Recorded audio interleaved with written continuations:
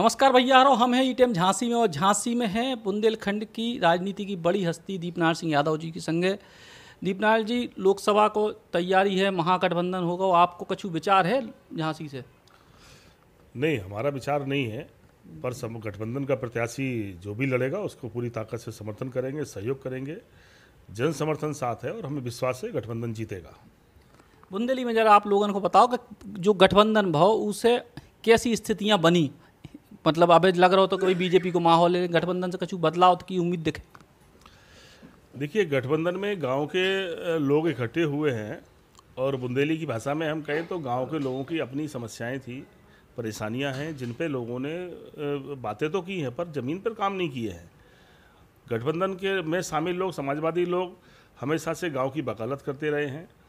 आदरणीय मुलायम सिंह यादव जी ने हमेशा एक बात कही है कि हिंदुस्तान की खुशहाली का रास्ता गांव से गुजरता है। अखिलेश यादव ने हमेशा एक बात कोशिश की है कि जब तक गांव में खुशहाली नहीं आएगी, देश में खुशहाली नहीं आ सकती।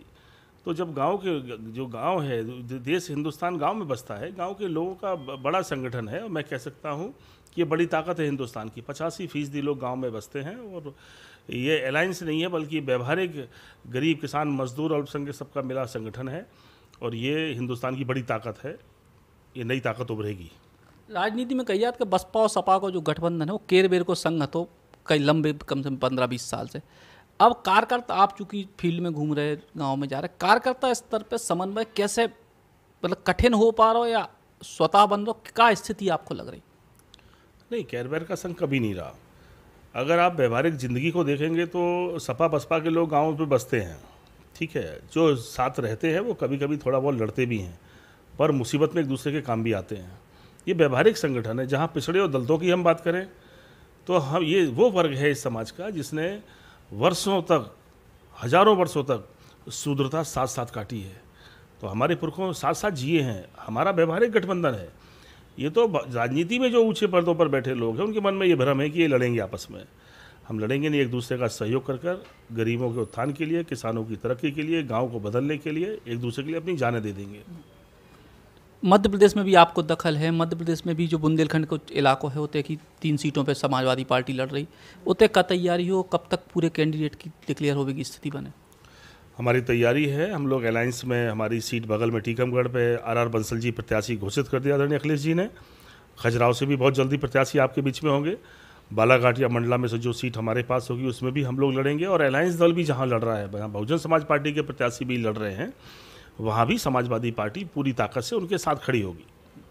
एक और बात है कि चूंकि समाजवादी पार्टी को मध्य प्रदेश की सरकार में समर्थन है, इकलौते जो आपके विधायक में संग हैं, उसको लेकर संतुष्टि है। चूँकि बार बार जब बात आती है भैया अखिलेश यादव जी ने कही थी कि मंत्री बनाओ लेकिन नहीं बनाओ, तो उसको लेकर कहीं असंतुष्टि की स्थिति तो नहीं है?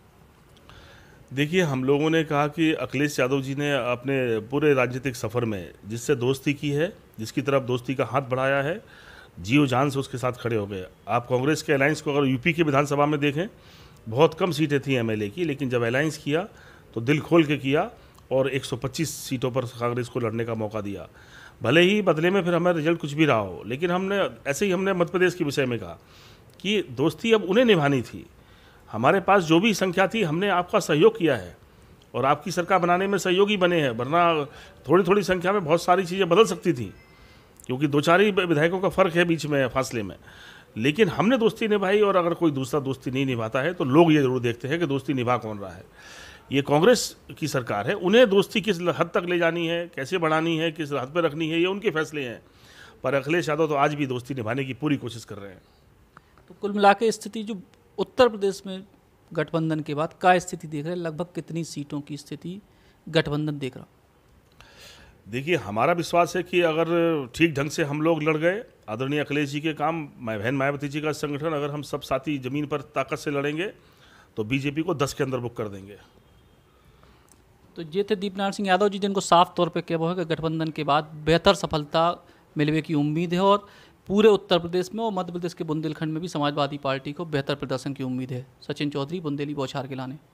सागर श्री संभाग का प्रथम NABH सुपर स्पेशलिटी हॉस्पिटल, जहां मिलेगी आपको एडवांस्ड मशीनरी, आधुनिक CT scan, digital X ray, 1.5 tesla MRI machine, 24 घंटे आपातकालीन फार्मेसी सर्विसेज एवं एम्बुलेंस। सागरश्री में संभाग का पहला लेवल 1 ट्रॉमा सेंटर, संभाग का पहला मॉड्यूलर ऑपरेशन थिएटर, संभाग का पहला फिक्स कैथ लैब, आधुनिक शिशु इकाई। सागरश्री में अब सारे रोगों का एक ही छत के नीचे इलाज और आपके अपनों के लिए ढेर सारा समर्पण। आयुष्मान भारत योजना के अंतर्गत आने वाले सभी मरीजों का निशुल्क इलाज। सागरश्री, हमारा उद्देश्य आपका स्वास्थ्य सदैव आपकी सेवा में तत्पर।